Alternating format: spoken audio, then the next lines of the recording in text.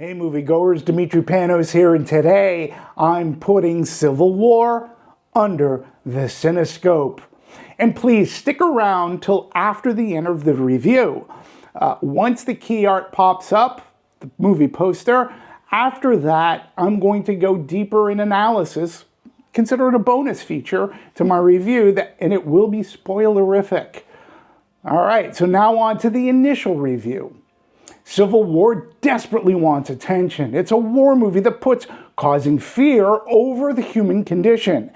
And it's the movie's biggest sin. It wears its fear and its assault rifle and it points it straight at the moviegoer. It takes a side, and it's heavy-handedly deliberate. Civil War turns the term revisionist history on its heels, for it's a history that's never happened, but want you to believe it's real. I'm going to go deeper into that thesis a bit later on in this review.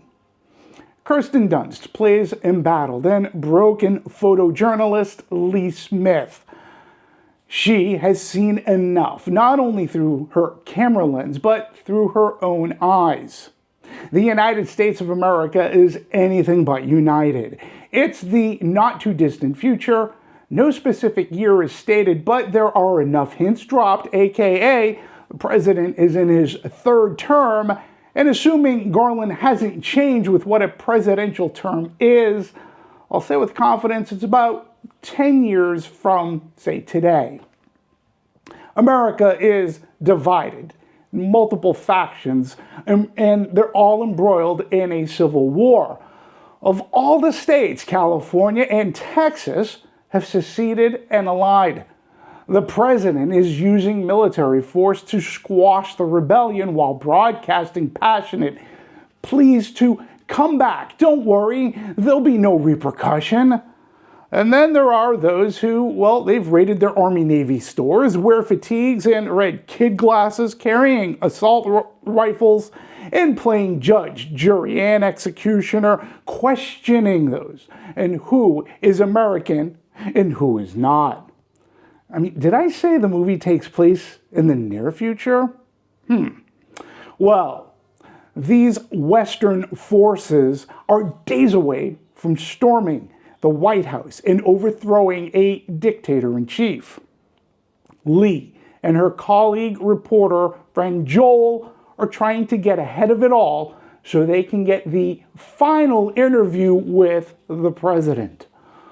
Along for the ride, a seasoned New York Times reporter, Sammy, and Jesse, a very wet behind the ears, aspiring photojournalist who forces her way into this ragtag group. Instead of seeing the biggest ball of twine, they go from war zone to war zone. It's a journey into a heart of darkness. They make it to D.C. just as all hell is breaking loose. The president, who seemingly never missed the opportunity to be on TV, is now ever elusive. Do they get the interview? Do they get the shot?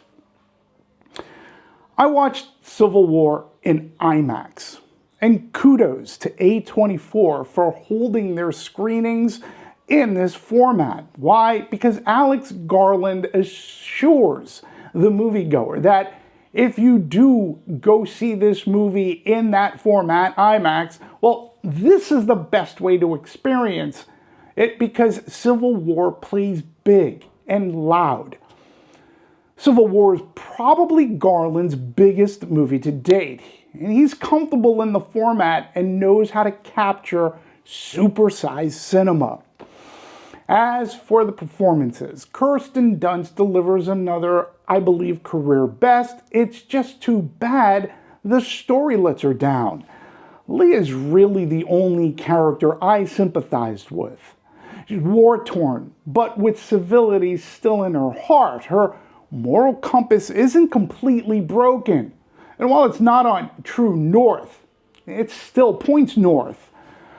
Kaylee Spaney as Jesse, the wannabe photojournalist, plays Zillennial to a T. She scoffs at adult advice, gives the finger to those who are mentoring and protecting her, and not learning anything by the end. While I give Spaney credit for turning in a good performance, her character is distractingly annoying. She factors into the movie's ending, and it left such a bitter taste in my mouth. Now, to be fair, that's more Garland's fault than it is the actress's. She was playing a role bereft of any responsibility with consequence, and she did it well. Wagner Moura as journalist Joe, well, he was fine. Again, it's a thankless character whose goal is more important than its implications and what it puts people through. Stephen McKinley Henderson plays his part well as older journalist Sammy. He's the cliche-aged voice of reason, aka he's sympathetic because he's older, he walks with a cane, and he imparts wisdom. Here's a possible spoiler alert without it actually being a spoiler, but just be warned. From the description alone that I just left you, I bet dollars to donuts you can guess what might happen to good old Sammy. I wish Alex Garland spent more time developing and creating characters I cared for rather than the situations. Civil War would have had far greater impact and it would have been scarier.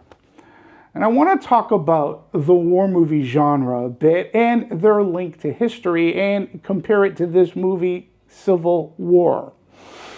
Earlier, I mentioned Civil War plays revisionist history with a non-existent history. What did I mean by that?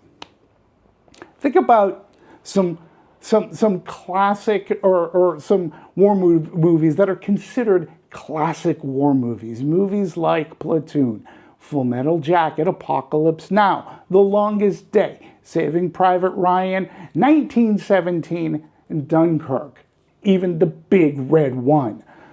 They all share at least two things in common. They highlight the human condition, and they are all based off of actual wars. Their intent and messaging pretty clear. War is hell, it takes a toll, and it's not often pretty. Civil War portrays a war that's never happened. And it only exists because of today's current political divisive social climate. And it plays straight, not as a satire or even science fiction. Okay, look at Dr. Strangelove or even Starship Troopers. Civil War deliberately wants to scare you into thinking this is real and could happen. The movie never explains or gives reason or cause to this dystopian America. It relies on you, the audience, and understanding what's happening today. Worse, to take to the point of Garland's view of today's landscape. In short, he's preaching to the choir instead of to the masses. Civil War will not change hearts and minds. Okay, great. Maybe Civil War offers a solution. How do we not get into this predicament? How does one avoid this? Garland offers no answer. He is in great need of wanting to hold a mirror to the current political climate, but that mirror is already cracked. And his ending says nothing positive. It's as bitterly cynical as his premise. So what's the point? What is the message? Ultimately, Civil War just doesn't have one. Civil War wants to be that important movie. It is that self-importance that has the movie fall on its own grenade. In the end, it won't be me, but history that will be the final judge of this movie. But for now, I give Civil War 2 fingers. It almost made me angry, and it put me in a war with myself as to how to write this review. I appreciate you watching. And now, please stay tuned, because in a short few seconds, there will be bonus feature to my analysis and deep discussion into more of the plot of Civil War.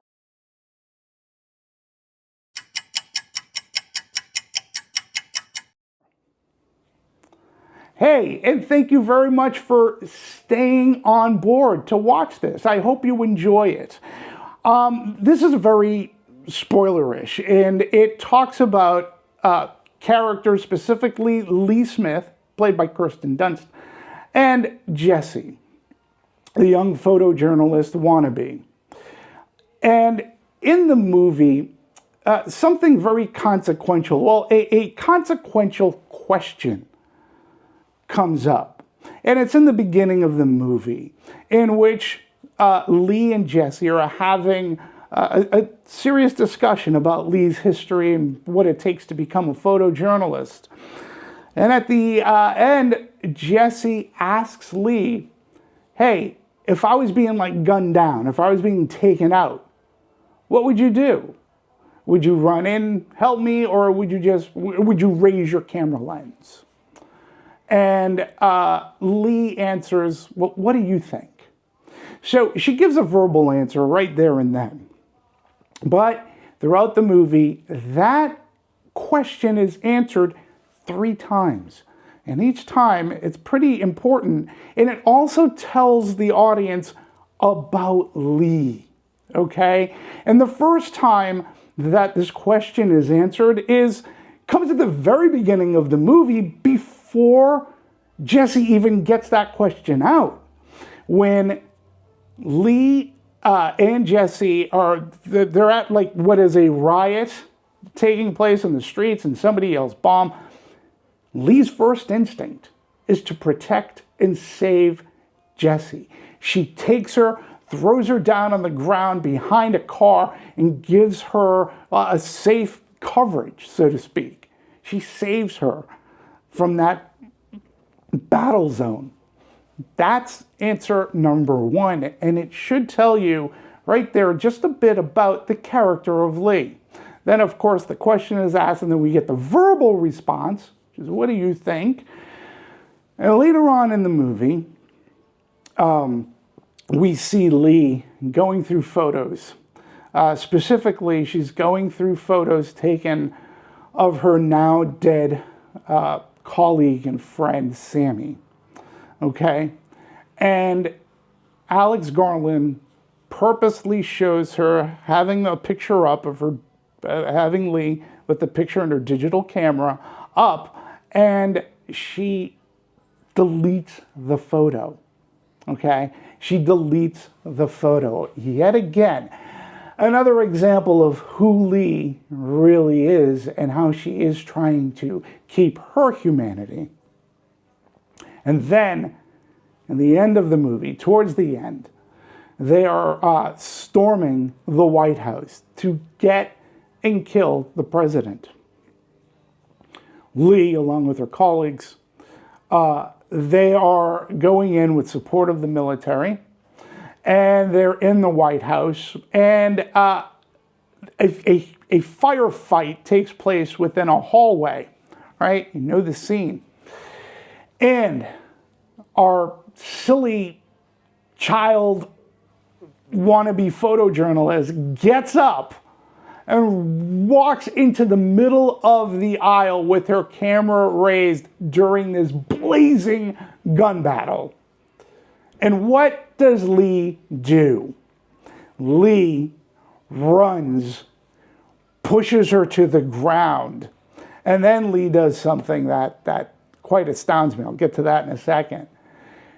She pushes Jesse to the ground. That's the 3rd time she answers the question of, what would you do if I was being gunned down? Would you actually raise your lens or save me? And Lee has proven herself, like I said, at least 3 times as to what she would actually do. So now, I want to get to that scene because it confounds me. It really does, on a couple of levels. After Lee knocks Jesse down, She does the unthinkable. She stands up. She stands up, and then what does Jesse do? Does Jesse pull her down? Does Jesse... No, Jesse raises her lens to take pictures of Lee getting shot and consequently killed. Why Lee stands up, I have no idea. Why she didn't just either keep on running or push Jesse off to the other side of this hallway. It wasn't the hugest of hallways. I just don't know. I have no idea.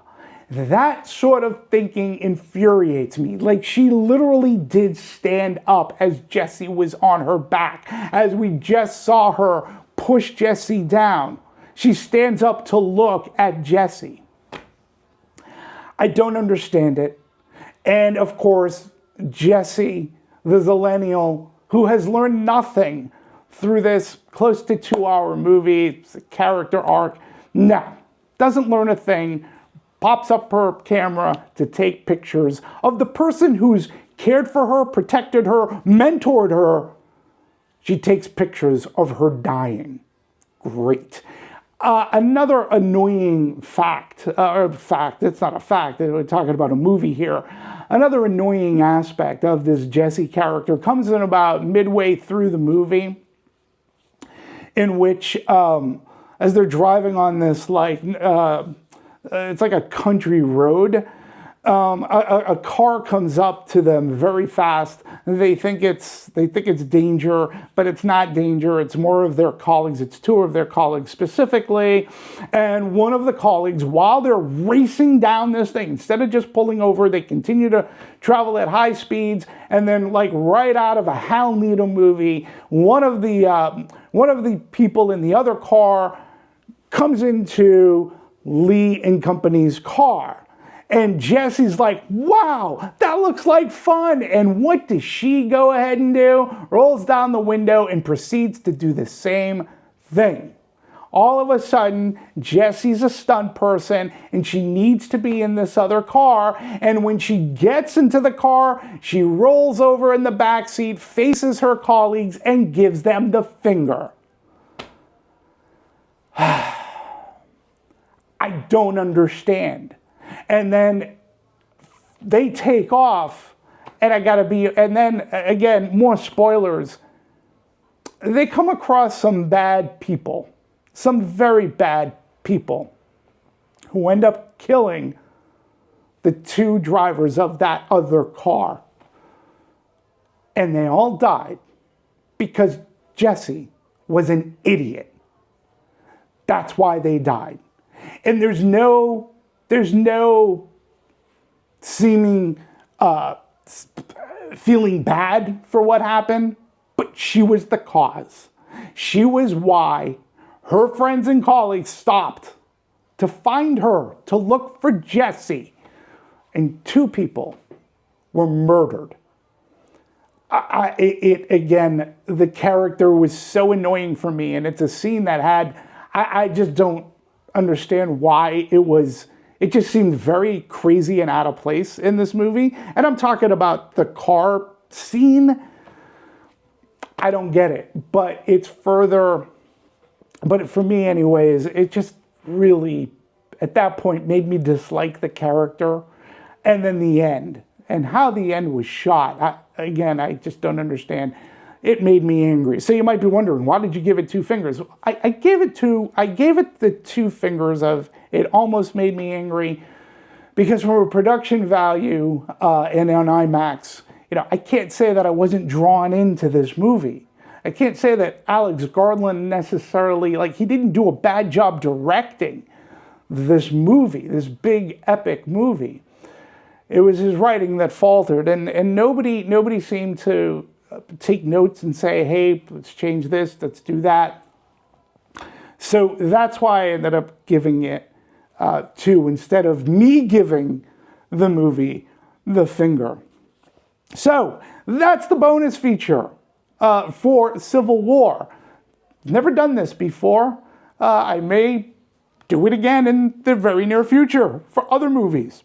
to further discuss ramifications or plot details or character motivations a little bit deeper with more spoiler impact. So let me know what you think of my review, and please, you stuck around for the bonus feature. What did you think? What did you think of the movie yourself if you did see it? And I hope you did at this point. Let me know. And before I do sign off, I do have to say a quick kudos to A24 for their marketing and distribution of this movie. Its opening weekend, the movie did a very robust $25 million. That's pretty amazing. It's record-breaking for A24. It's their highest grossing opening weekend movie, which is fantastic for them. But I'm going to take it one step further. For me, it's kind of refreshing that a non-franchise rated R movie got butts in seats and got people, moviegoers, audience members, talking. There was a lot of talk about this movie.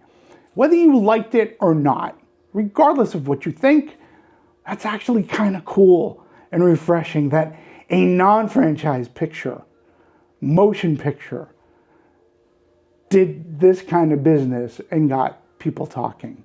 So on that, I give a positive mention as well. Again, thank you so much for staying and clicking on. Please subscribe. Please like this review. Please comment. I leave comments open. So let me know what you thought of Civil War. I will have more reviews in the days and weeks ahead. I appreciate you tuning in, and I do appreciate you. Thank you so much. Take care. See you at the movies.